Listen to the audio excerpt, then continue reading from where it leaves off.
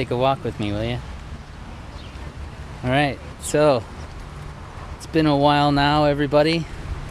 We've been hanging out here on the channel. This time we're on our 20th video. And I'm very excited about that. This is a big step for me to get into the YouTube world and share my information with all of you.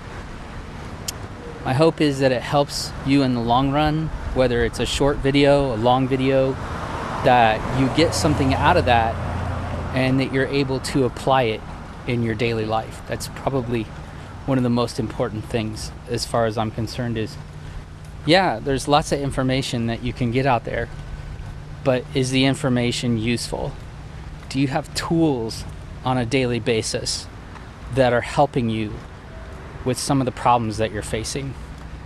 So I just wanted to share that I really appreciate all of the support that I've been getting, and also the support that I've been getting on medium.com for the articles that I write, and anybody who checks in with me on Instagram on Practically Social.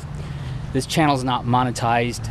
I don't get any proceeds from any of the work that I'm doing, so I'm just giving that to you in hopes that you'll find it very helpful, and that in the long run that you'll be able to share some of this information with the other people in your life.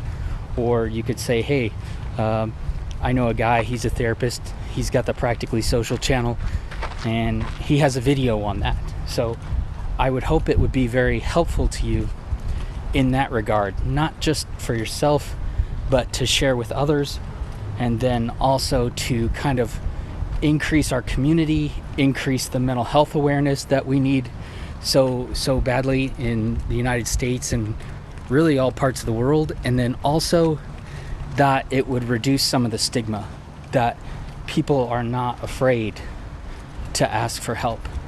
So once again, thank you so much for all your support. And if you haven't subscribed already, would really appreciate you hitting that little subscribe button down there. Or if you're on a laptop, you can hit the submarine button, and that would also be a great way to subscribe. So have a great day. Enjoy the video. Hi there. Welcome back.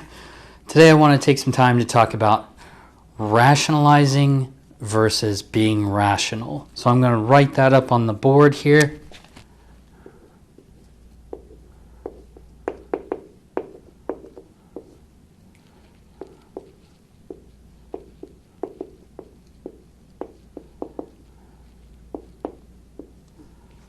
All right.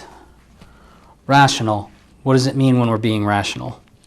Well, in DBT, we typically call this logical thinking, right? So anytime you're using logic and reasoning to come to some kind of conclusion, that's purely what it is.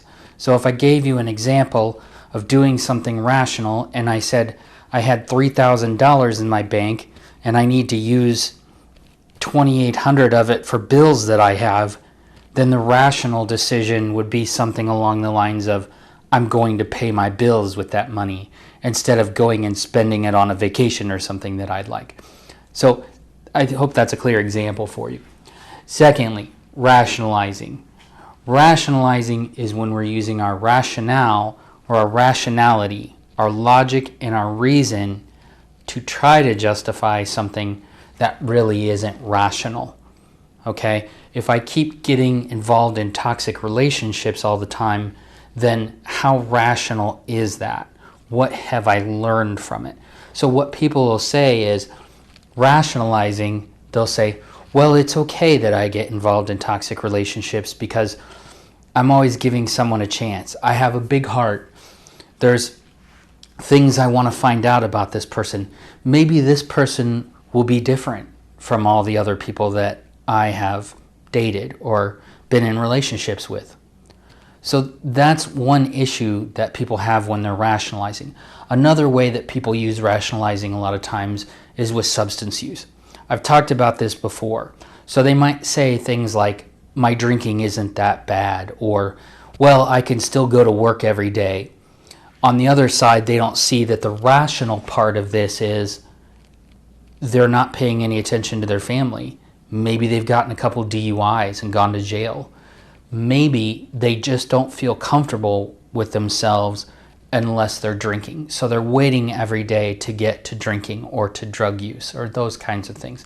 So that would be one difference between rational and rationalizing. And I see rationalizing in therapy all the time. I'm not immune to it myself either. There's plenty of things that I've rationalized that didn't seem very rational in the long run.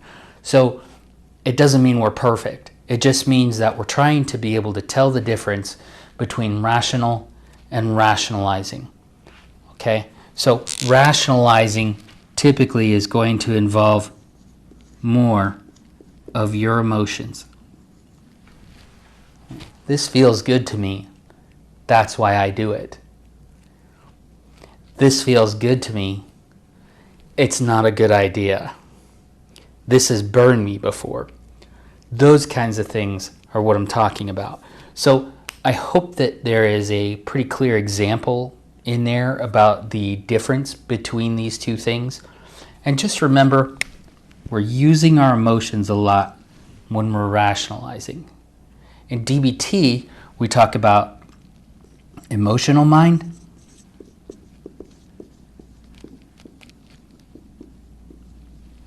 rational mind,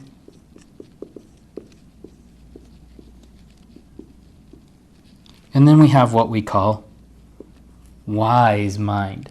Wise little owls we are. See if you can find this here. When you're thinking, when you're feeling, when you're behaving, right? Trying to find that wise mind, which is a nice balance between our emotional mind and our rational mind. It can keep us away from things like rationalizing. Rationalizing can actually get us into a lot of trouble, emotionally, physically sometimes, and in long-term relationships, it can be very detrimental as well. Hope that helps. See you next week.